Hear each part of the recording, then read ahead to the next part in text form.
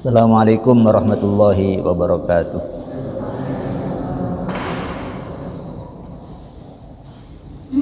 Bismillahirrahmanirrahim.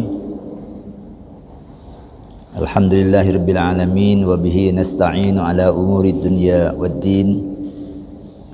Wassalatu wassalamu ala asyrafil anbiya'i wal mursalin. Sayyidina wa habibina Muhammadi wa ala alihi wa sahbihi ajma'in. Amma ba'du, subhanaka la ilma lana illa ma'allamtana innaka antal alimul hakim. Allahumma adinal haqqa haqqa warzuqna husna ittiba'i wa adinal batila batila warzuqna husna ijtinabi. Para jamaah, Bapak Ibu sekalian, alhamdulillahirabbil alamin. Mari kita syukuri nikmat Allah yang pagi hari ini dianugerahkan buat kita. Kita semua diparingi sehat walafiat, diizinkan untuk hadir di rumahnya ini untuk melaksanakan ibadah salat subuh. Mudah-mudahan Allah meridhai apa yang kita lakukan dan mencatatnya sebagai bagian dari pengabdian kita kepadanya. Amin Allahumma amin. Raja Maas, sebelum kajian dimulai, ini mohon untuk dibacakan Al-Fatihah untuk niat doa kesembuhan Ibu Nyai Faisal Haq, Ibu Nyai Hajah Barida Iriani. Allahumma shfiha anta syafi la syafi'a illa anta shifaan la yugadir saqaman ala hadiniyah. Al-Fatihah. A'udzu billahi minasyaitonir rajim. Bismillahirrahmanirrahim. Alhamdulillahirabbil alamin. Ar-Rahmanir-Rahim. Maliki yaumiddin. Iyyaka na'budu wa iyyaka nasta'in. Ihdinas siratal mustaqim, siratal ladzina an'amta 'alaihim ghairil maghdubi 'alaihim waladdallin. Amin. Mudah-mudahan doa kita dijabah oleh Allah Subhanahu wa taala. Amin. Para jemaah, kajian kita pagi hari ini temanya ialah tentang prinsip pengamalan hukum syariat.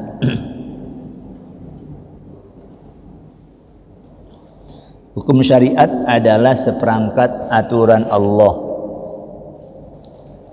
tentang perbuatan manusia dalam hubungannya dengan Allah sebagai Tuhan pencipta, dengan sesama dan dengan alam. Itu yang diatur di dalam hukum syariat. Jadi tentang perbuatan. Kalau tentang keyakinan, itu namanya akidah. Kalau tentang nilai-nilai baik dan buruk, itu akhlak. Nah, terkait hukum syariat, Kanjeng Nabi memilah perbuatan manusia itu jadi 4 kategori.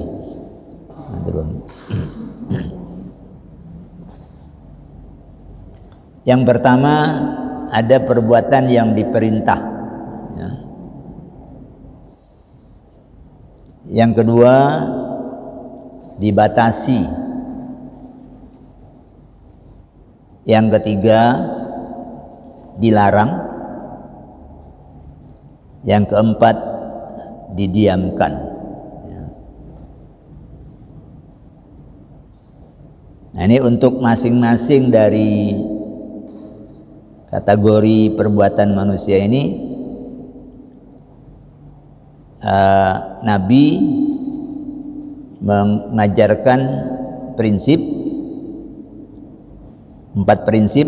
Untuk yang pertama, Yang difardukan jangan remehkan, yang dibatasi jangan lampaui, yang diharamkan jangan langgar, yang didiamkan jangan bahas. Ini kalau prinsip-prinsip ini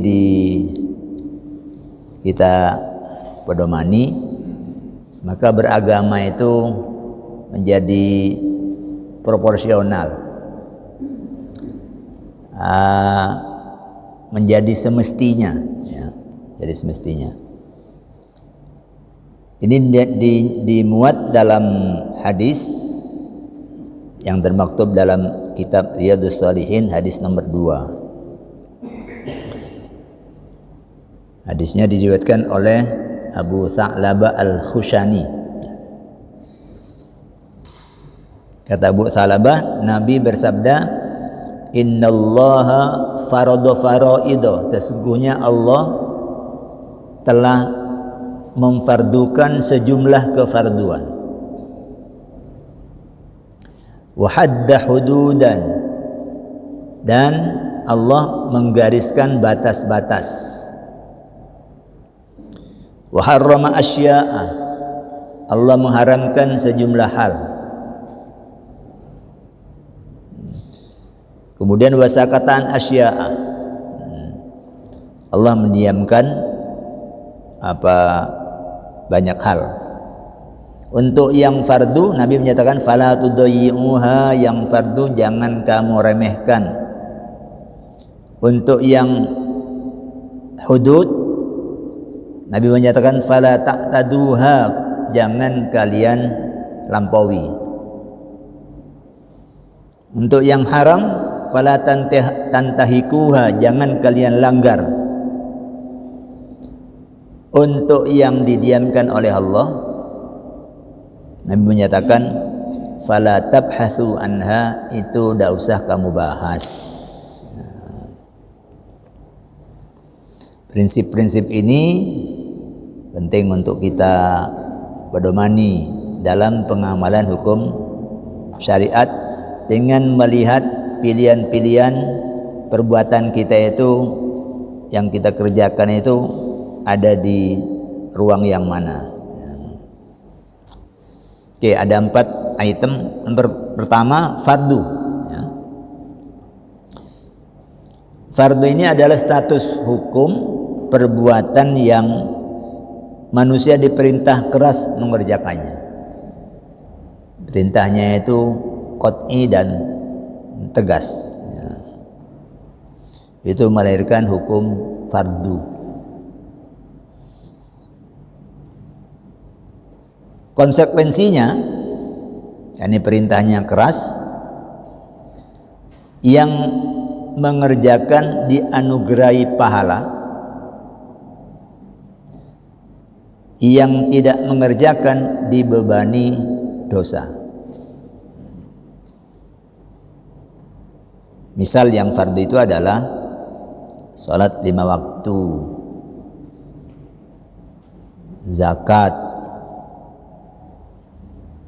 haji, memenuhi hak nafkah keluarga, melunasi hutang, itu fardu-fardu semua itu. Melaksanakan kesepakatan dalam akad, itu fardu, dan sebagainya.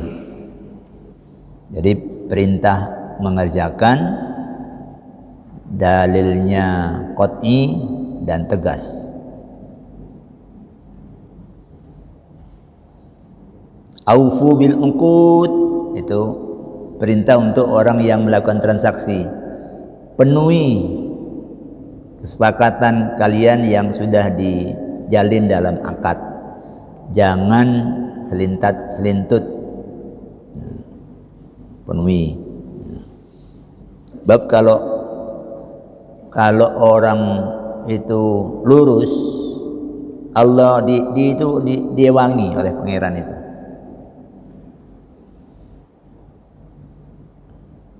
Angkatnya ngutang.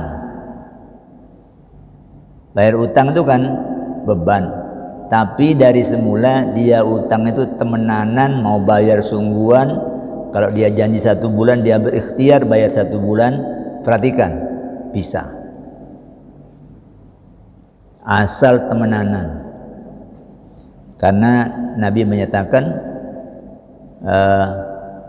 man akhadha amwalan nas yuridu ada'aha addallahu anhu. Itu Allah yang akan membuat dia mampu. Tapi kalau dari semula itu sudah tidak tapi temenanan, ini yang biasanya tidak bayar-bayar. Sebab kalau temenanan itu dia menjadi prioritas. Kata itu kuiki ojo sik baru utang sik, itu bisa. Tapi kalau sudah tidak jadi prioritas, ingin jalan-jalan dulu, utang enggak, tidak direken. Ya. Oke.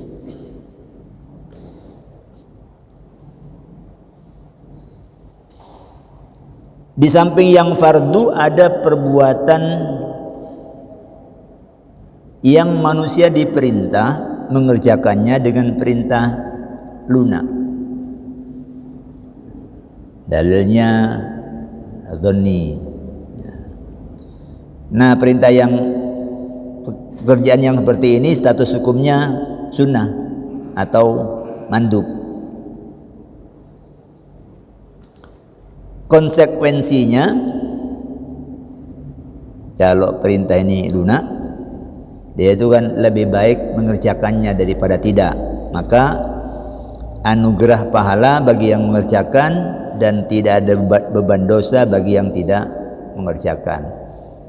Karena sifatnya lebih baik mengerjakan daripada tidak. Ya, contohnya salat sunnah rawatib. Ya, tadi 2 rakaat sebelum subuh yang dikenal dengan 2 rakaat fajar. Sedekah, buka puasa, melebihkan kuantitas atau kualitas pelunasan hutang. Ini sunnah-sunnah ini. Yang wajib itu utang bayar sesuai dengan jumlahnya. Tapi kalau kemudian nambahi kuantitas atau kualitas, yang sebelumnya pinjam ngutang beras, nanti akan kembalikan beras 1 karung, tapi setelah kembalikan 1 karung terus ditambahi 1 sak 10 kiloan. Nah, itu namanya dia nambahi kuantitas. Atau kualitas, sebelumnya itu beras rotok mekar, balekno beras punel. Sama satu karung, tetapi kualitasnya lebih baik. Yang begitu itu sunnah. Ya, begitu itu sunnah. Nah, untuk yang begini ini Nabi tekankan, ya, karena jelas yang fardu itu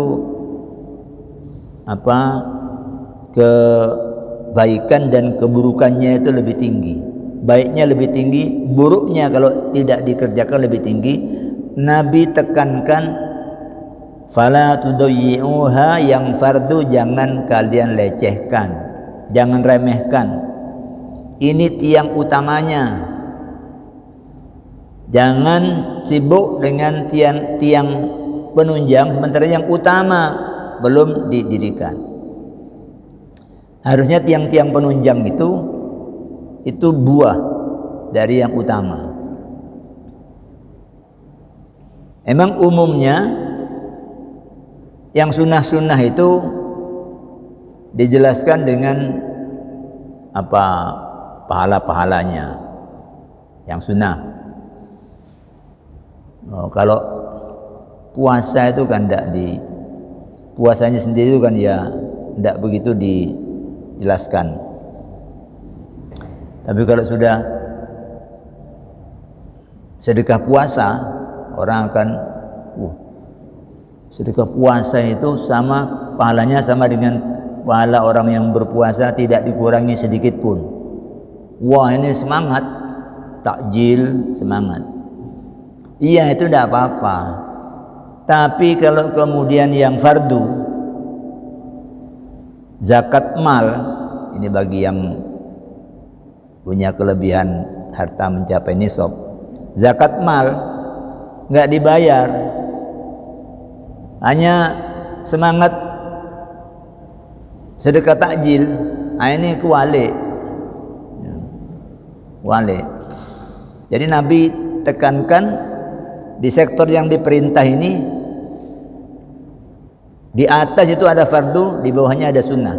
Nabi bilang yang fardu jangan kamu lecehkan, nanti buahnya itu akan ke yang sunnah.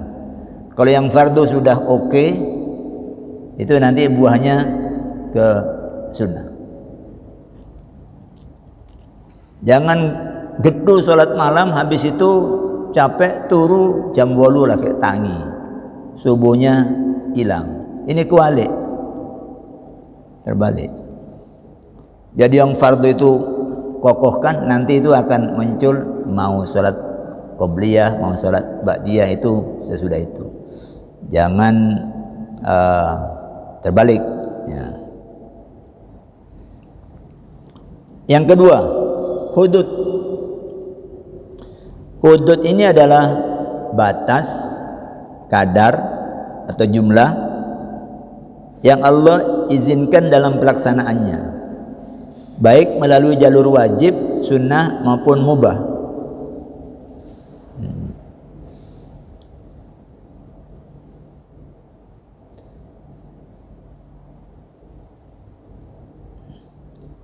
Jadi dalam syarah mengenai hudud ini dinyatakan jumlatu ma adanallahu fi fi'lihi, sesuatu apa itu kadar yang Allah izinkan dalam pelaksanaannya, sawaun kana ala tariqil wujub awin nadab awil ibahah, baik itu melalui jalan yang diwajibkan atau yang dianjurkan atau yang dibolehkan. Ini hudud. Batas tersebut bisa berkenaan dengan benda. Misalnya kadar bagian waris, itu dari harta. Ada orang meninggal, kalau meninggal itu orang yang meninggal berarti dia sudah tidak punya kewenangan untuk memiliki harta, maka hartanya itu diatur oleh Allah. Siapa di antara yang masih hidup itu yang berhak mendapatkan hartanya mengganti yang mati untuk memiliki harta itu. Nah, ini Allah berikan hudud ya, memberikan batasan jumlah. Ada yang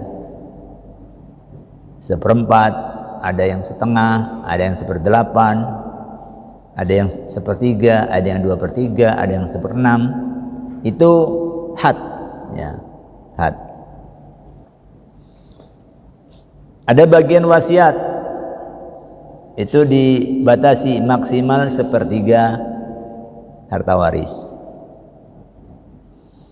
Ada nisab zakat ya, itu ada batasannya.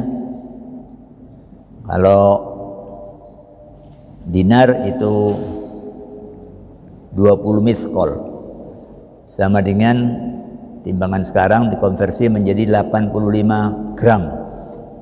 Kalau uang punya kelebihan uang ya sebanyak itu, ya 1 gram sekarang berapa kali 85, punya sebesar itu, sudah setahun aman, karena Allah tidak uji dengan beban-beban kehartaan yang membuat uang itu kepake.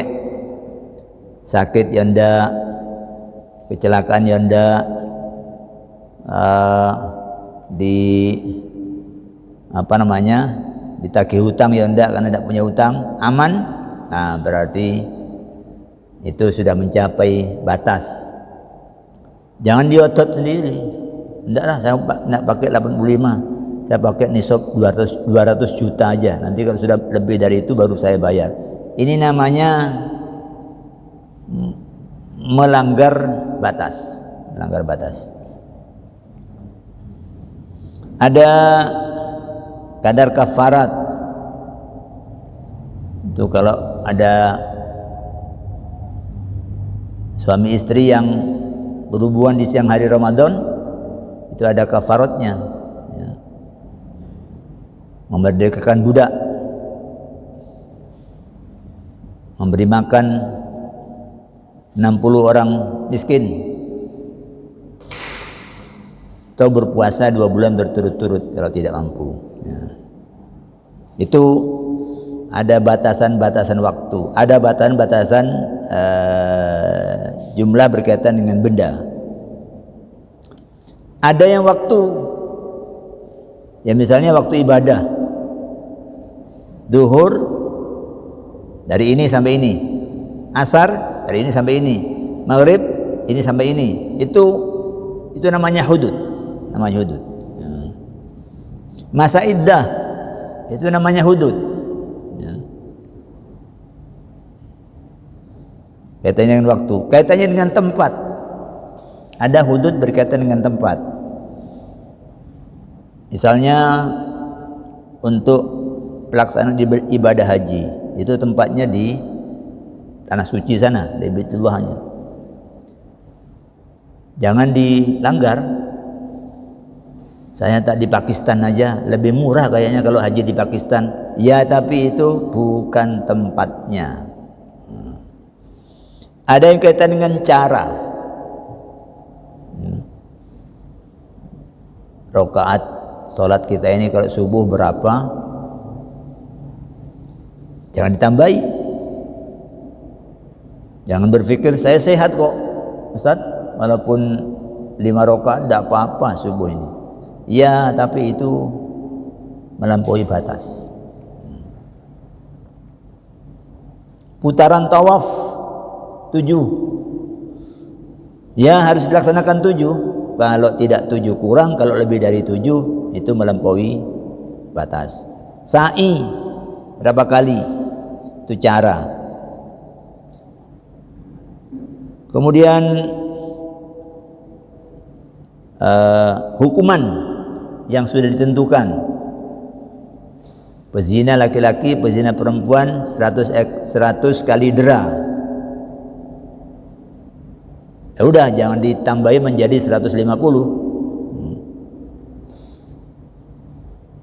Ini orangnya kekar kok, tidak apa-apa kita 100 kasih 150. Itu namanya melanggar batas. Nabi tekankan untuk yang hudud ini, garis dari Nabi, jangan lampaui. Apapun alasanmu. Jadi kalau bagian kamu itu adalah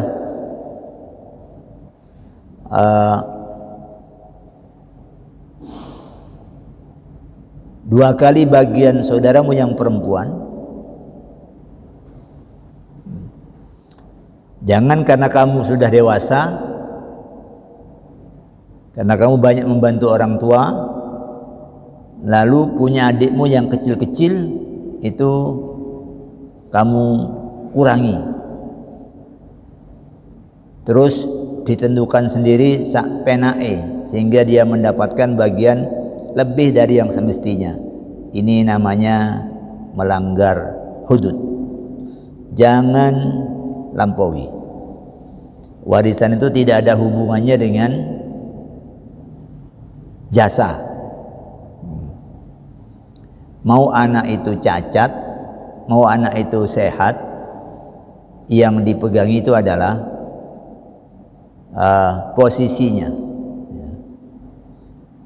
Kalau perempuan 1 dapat setengah, kalau perempuan 2 dapat 2/3. Kalau 3, ia tetap dapat 2/3.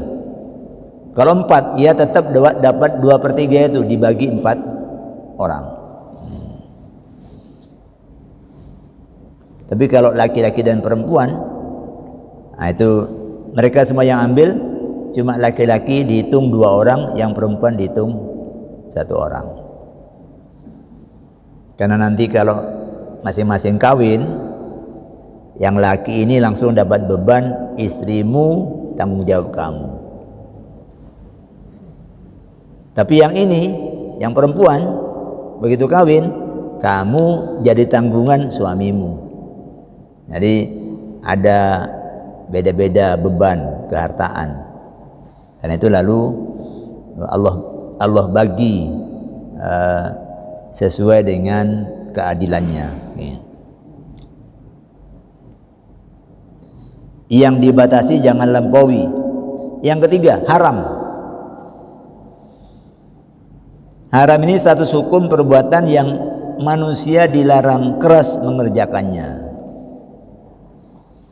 Karena larangannya keras, maka konsekuensinya beban dosa bagi yang mengerjakan, anugerah pahala bagi yang tidak mengerjakan.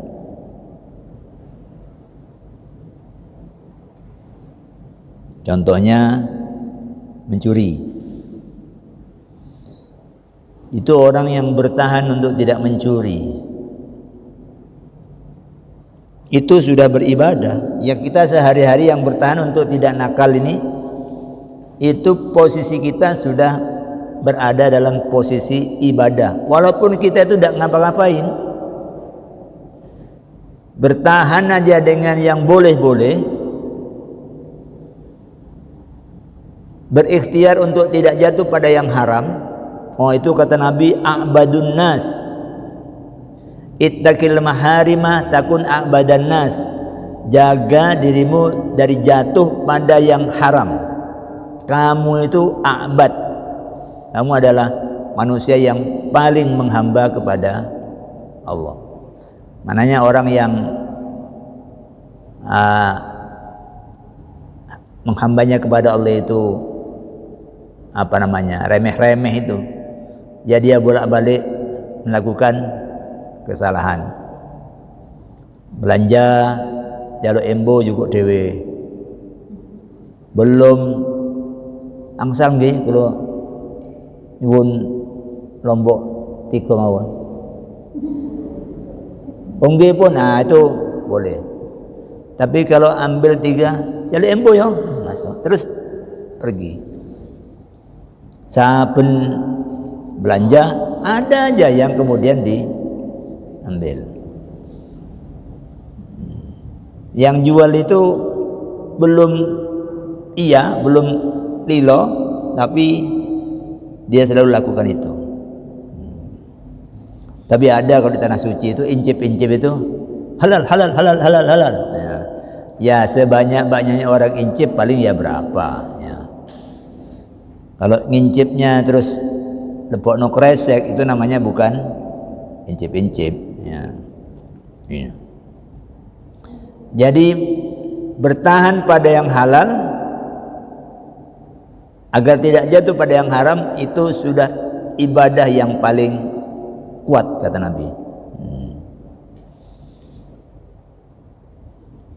Jadi yang tidak mencuri, yang tidak berzina, yang tidak mengkonsumsi makanan non halal, yang kalau makan tidak berlebihan, itu sesungguhnya makannya itu adalah makan ibadah.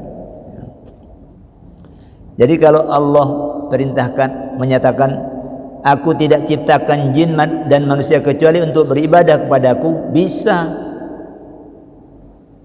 Semua waktu menjadi ibadah semua, walaupun dia tidak kemana-mana. Karena dia bertahan untuk tidak ngerasani orang, bertahan untuk tidak ngeser-ngeser buruknya orang. Pokoknya bertahan aja untuk tidak jatuh pada yang haram. Itu sudah seluruh waktunya itu bernilai ibadah, termasuk tidurnya. Karena tidur itu memenuhi hak badan. Jangan zalimi badan kita itu dengan memberi beban yang berat. Ya, kecuali sewaktu-waktu karena sangat penting, ini harus begadang karena besok harus selesai, ya enggak apa-apa. Ya, enggak apa-apa. Sekali-sekali. Ya. Nah, di samping yang haram ada perbuatan yang manusia dilarang mengerjakannya dengan larangan yang lunak. Status hukumnya makruh.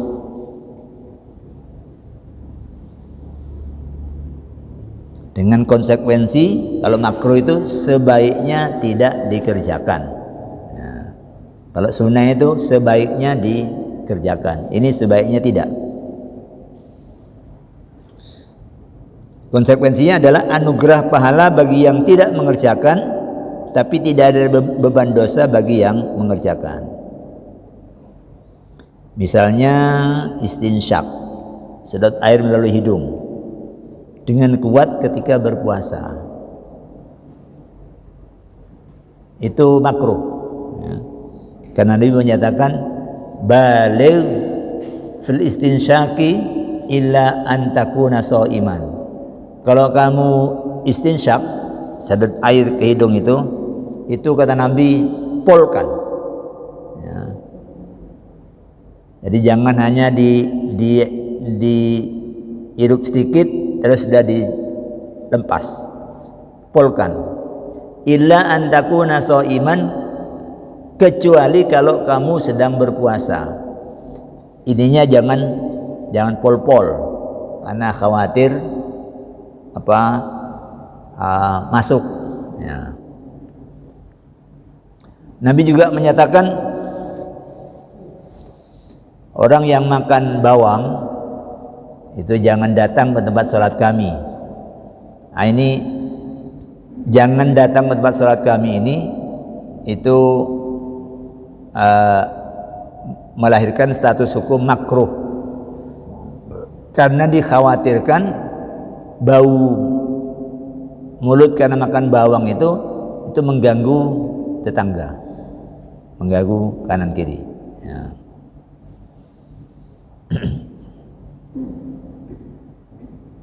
Itu makruh. Ada juga Nabi bilang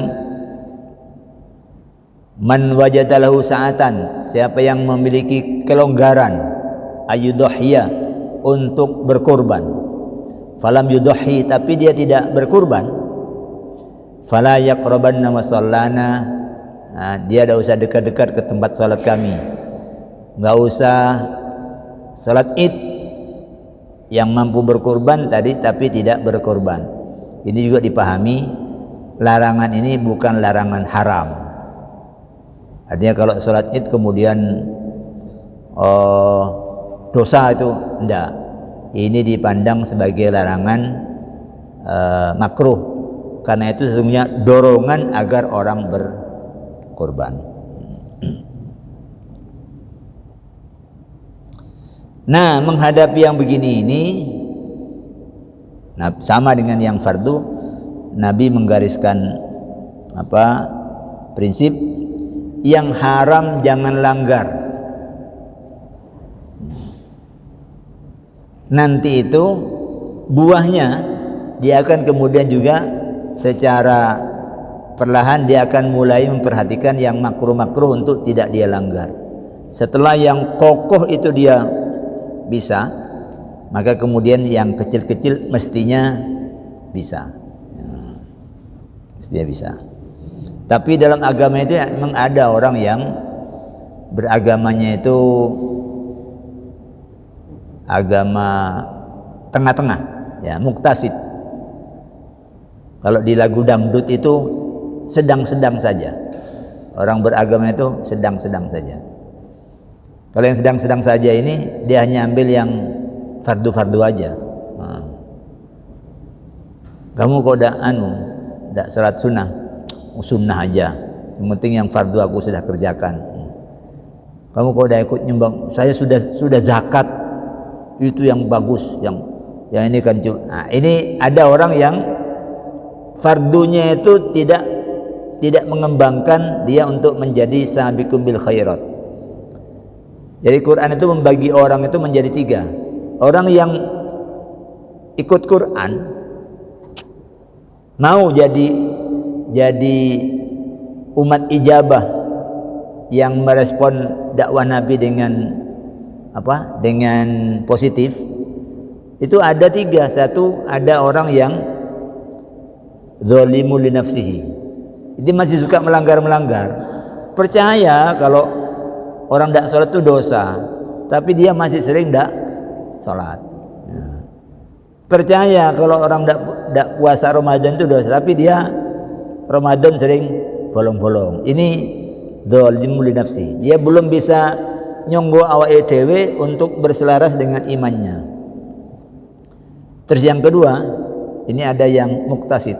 Itu yang sedang-sedang saja itu. Ramadan oh iya full. Nanti salat sunnah puasa sunnah enggak plus. Oh itu sunnah. Aku sing wajib sing penting, sing pokok ae. Ini sedang-sedang saja. Tapi yang ketiga ini ada sabiqum bil khairat, orang yang berlomba dalam kebajikan. Yang ketiga ini. Kalau yang fardu semua kan sama. Ya. Semua yang sholat fardu itu ya 17 dalam keadaan normal 17. Tapi yang membuat beda ini nanti sunnah-sunnahnya itu. Ada yang sehari sekian rakaat, yang sunnah-sunnah itu yang membuat perlombaan itu di situ. Ya. Tapi karena berlomba itu tidak bertanding, semuanya begini, ya tidak ada yang mencelakai orang. Ya. Kalau bertanding itu kan menjatuhkan yang lain. Kalau ini enggak. Ya. Hanya ada yang sampai finish lebih cepat. Yang di surga nanti itu lebih nyampe ujung, yang lain masih jalan nyeret. Ini sudah nyampe ujung. Itu sabiqum bil khairat biidznillah, itu juga dengan izin Allah.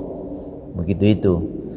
Karena itu kita minta a'inna ala dzikrika wa syukrika wa husni ibadatik, ya Allah bantu kami untuk lebih bagus dalam mengingat Engkau, wa syukrika lebih kuat dalam bersyukur, wa husni ibadatika dan lebih bagus di dalam beribadah kepada Engkau. Ya. Gantungan kita cuma Allah, minta kepada Allah. Yang keempat ini mubah. Ini satu status hukum untuk perbuatan yang didiamkan, yang tidak diatur, tidak diperintah, tidak dibatasi, tidak dilarang. Ini melahirkan hukum mubah. Dan ini kata Nabi, rahmatan lakum. Ini wujud rahmat dari Allah. Ghairu nisyanin, bukan karena Allah lupa tidak mengatur. Ini kok tidak diatur ya? Apa Allah lupa? Tidak, Allah tidak lupa. Itu memang tidak diatur. Supaya apa? Supaya ada ruang yang longgar buat kita. Yang tidak diatur itu tempatnya orang berkreasi. Karena manusia itu kreatif. Ya. Mendapat tiupan ruh Allah yang maha kreatif, yang maha pencipta, manusia menjadi makhluk yang bisa mencipta. Lihat bangunan masjid ini. Bikin kusen. Kan tidak semua kusen model begini. Lampu, tidak semua lampu model begini. Dari mana itu? Dari kreasi manusia yang mendapat tiupan ruh Allah. Itu ayam kucing nggak bisa. Ayam kucing ya kayak gitu. Itu mana ada ayam pakai sepatu? Nggak ada. Ada ayam pakai sepeda? Nggak ada. Ayam nyetir kereta api? Nggak ada. Itu manusia semua. Ya. Nah, ada wilayah-wilayah mubah yang tidak diatur, yang begini-begini ini, itu Nabi menyatakan jangan dibahas. Yang sudah tidak diatur jangan dibahas. Jangan tanya tuntunannya. Ini yang seringkali orang suka, ada tuntunannya tidak? Loh kok semua ditanya tuntunannya? Banyak yang didiamkan oleh Allah itu. Banyak. Tidak ada bid'ah pada segi-segi yang didiamkan oleh Allah. Gak ada. Yang sering seliweran di YouTube itu kan orang bid'ah ini gak pernah ada tuntunannya. Kalau sudah tidak diatur itu tidak ada bid'ah. Bid'ah itu adalah kreasi baru yang menyalahi apa yang sudah diatur.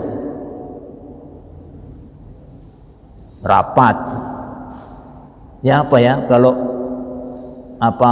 subuh ini kita ajukan aja supaya besok ketika berangkat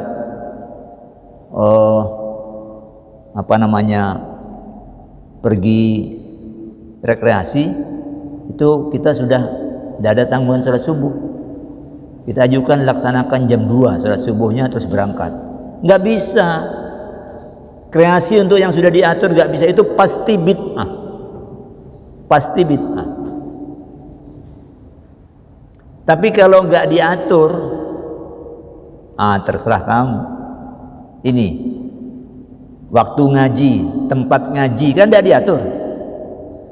Mau Ahad pagi, mau Selasa pagi, mau ba'da duha, mau habis duhur, itu terserah kamu. Terserah kamu. Karena waktu pengajian tidak kalau perintahnya ada, suruh nuntut ilmu itu ada. Tapi kapan waktunya? Nggak diatur. Di mana tempatnya? Nggak diatur. Bagaimana caranya? Nggak diatur. Jadi ada belajar itu sambil bermain. Itu kreasi-kreasi. Anak-anak belajar naik jembatan, lari-lari. Setiap lewat gurunya, sini dulu. Coba kamu baca surah Al-Fatihah. Ayo udah, main lagi. Nanti lewat sini. Kamu kalau mau tidur baca doa apa? Itu pendidikan sambil bermain. Anak itu tidak terasa, tapi nanti bisa ini sambil bermain sesuai dengan dunia anak. Nggak perlu ditanya, Nabi pernah nggak melakukan itu? Nggak perlu. Itu soal-soal yang didiamkan, yang silahkan, yang punya kreasi silahkan. Itu bukan bid'ah. Kreasi yang positif pada segi-segi yang tidak diatur ini itu merupakan sunnah. Ini supaya ada perlawanan. Itu namanya sunnah hasanah. Di dalam hadis riwayat Muslim 2398 itu Nabi menyatakan, man sanna fil islami sunnatan hasanatan, barang siapa yang merintis tradisi baik dalam Islam, itu disebut sunnatan hasanatan, falahu ajruha, yang merintis itu akan mendapat pahalanya. Wa ajru man amila biha, dan mendapat pahala orang yang meneruskan tradisi itu. Tidak dikurangi sedikit pun. La yunqasu min ujurihim syai'un. Tidak dikurangi sedikit pun. Makin banyak yang mengerjakan, makin banyak dia dapat pahala. Lu Nabi kan tidak pernah mengerjakan. Iya, tapi ini tidak pernah diatur oleh Nabi. Tidak pernah diatur. Jadi kreasi itu didorong oleh Islam untuk soal-soal yang tidak diatur. Berangkat haji kan nggak ada aturannya. Walaupun Nabi naik unta itu kan bukan berarti harus naik unta. Kalau kemudian ada jalan yang lebih tidak rekoso, oh ya itu. Makanya sekarang ada kereta api, ada apa di pesawat. Dulu zaman-zaman 60-an itu masih naik kapal. Ya itu sudah kreasi ketimbang nggak ada kapal. Sekarang sudah kapalnya mabur. Itu kreasi-kreasi yang membikin memulai itu loh, itu yang nanti akan, makanya kreator itu banyak pahalanya asalkan kreasi baik. Tapi kalau kreasinya kreasi buruk, itu dia dapat dosanya, dan dosa orang yang melanjutkannya itu tidak dikurangi sedikit pun. Kreasi buruk, malam minggu ayo ngombe-ngombe, nah itu kreasi buruk. Tapi kalau malam minggu ayo khataman, nah itu kreasi baik. Siapa yang menggerakkan dan kemudian terus dilanjutkan, kayak ini dulu kajian begini, siapa yang memulai? Karena dulunya kan nggak ada. Itu perintis pertama itu dia dapat. Dan itu sunnah, bukan bid'ah. Jadi jangan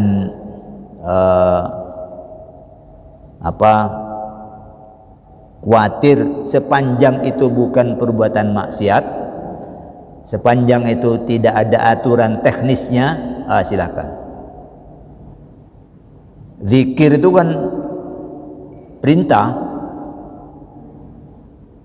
Udzukurullaha dzikran katsira, berzikirlah kepada Allah kamu dengan zikir yang banyak.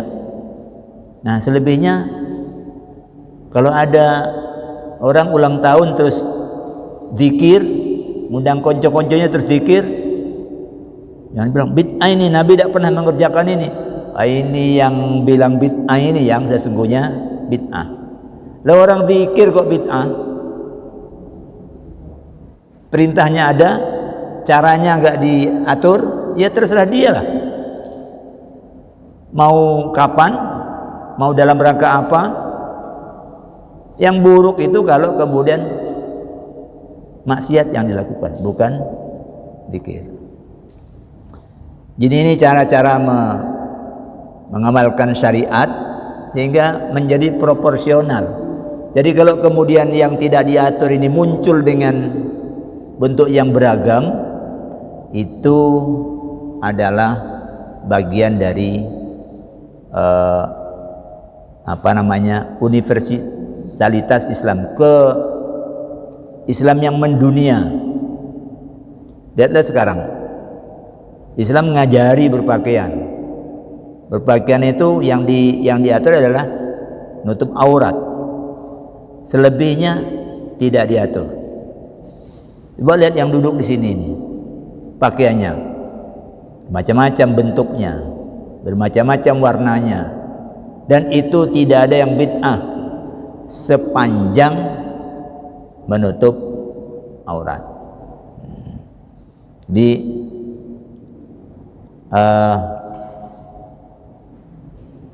yang diajarkan Nabi ini proporsional.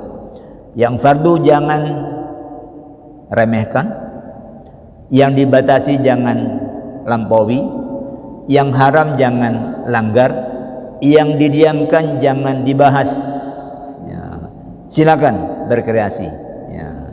Karena kreasi itu oleh Nabi disebut sunnah hasanah, tradisi yang baik. Saya kira itu. Monggo kalau ada yang dikemukakan silakan. Ayah habis bapak terus ibu. Nggih, monggo. Sekarang yang berkembang tidak dikerjakan Rasulullah dihukumi bid'ah, dolaran, ya. Ya, ibu monggo bu. Assalamualaikum warahmatullahi wabarakatuh.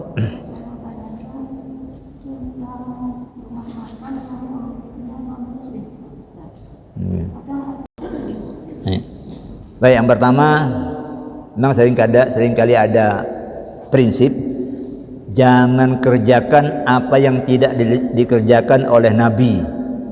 Kayaknya ini sangat agamis ini. Coba tanya yang bilang itu. Ustadz sudah nikah enggak? Sudah. Perawan apa? Janda? Ya perawan dong. Oh, Ustadz mengerjakan sesuatu yang tidak dikerjakan Nabi. Nabi itu istri pertama janda. Jadi jangan semua Nabi disuruh mengerjakan semuanya. Nabi tidak pernah makan pecel. Oh, jadi bid'ah.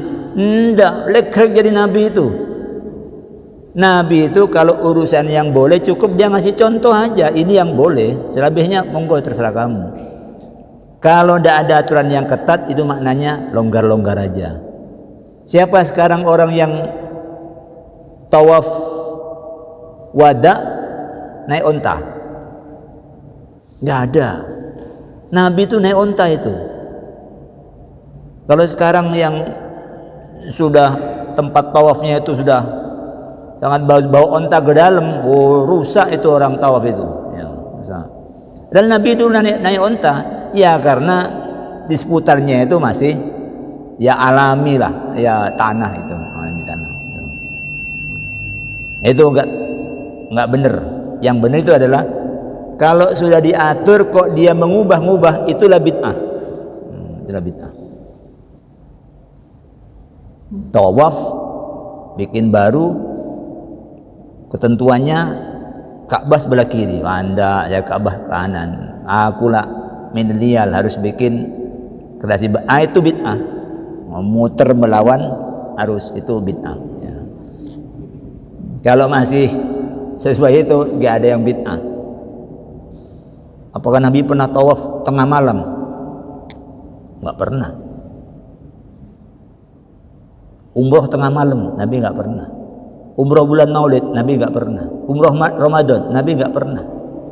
Tapi karena waktu itu dilepas, tidak ada yang bid'ah. Oke. Yang kedua, pertanyaan dari ibu tentang beli makanan di warung non muslim. Ya. Nomor satu prinsipnya itu dalam urusan muamalah itu tidak ada batas-batas agama. Nomor satu. Ya.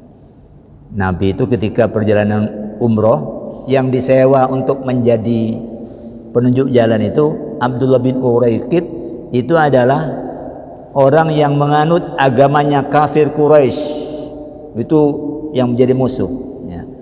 Dari situ Nabi dari Quraisy juga, Nabi mengangkat dia karena dia tahu orang ini ahli dan profesional. Oh, ternyata aman di bawah Abdullah bin Uraiqid.